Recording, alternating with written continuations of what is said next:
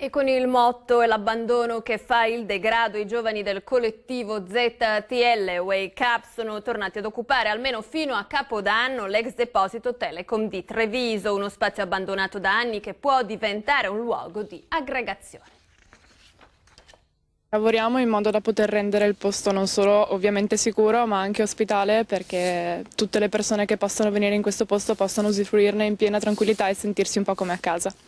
Riappropriarsi di uno spazio cittadino abbandonato per recuperarlo e renderlo fruibile a tutti. Un impegno in prima persona per i membri del collettivo Zona Temporaneamente Liberata ZTL Wake Up di Treviso, che armati di scope, picconi e buona volontà hanno occupato l'ex deposito Telecom di Via Dandolo, a 2 passi dalla stazione ferroviaria.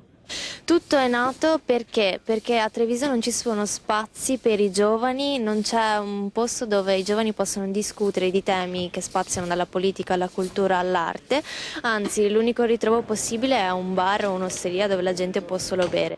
Un'azione non nuova per il collettivo, che nei mesi scorsi ha già occupato altre strutture abbandonate come l'ex campo di calcio delle Stiore e il bastione Camuzzi. Il nostro è un collettivo estremamente eterogeneo che accoglie persone di qualsiasi tipo di età e di qualsiasi provenienza sociale. Non escludiamo le porte, non chiudiamo le porte a nessuno. Le nostre iniziative sono sia workshop artistici, infatti abbiamo organizzato un workshop di scrittura e di fotografia, abbiamo organizzato una festa di Capodanno contro la crisi, infatti l'entrata sarà €1 e tutti i prodotti verranno venduti a €1 e inoltre un giorno sì e un giorno no ci saranno assemblee pubbliche aperte a tutti. Per i partecipanti alle iniziative un questionario da compilare con proposte, suggerimenti ma anche critiche, mentre agli abitanti del quartiere è stata inviata una lettera invito che spiega i motivi dell'occupazione e che ha già prodotto i primi risultati. A giugno, nella scorsa occupazione, il parroco si era presentato con un gruppo di parrocchiani a farci i complimenti ed è ritornato il primo giorno in cui siamo entrati a rifarci i suoi più calorosi auguri.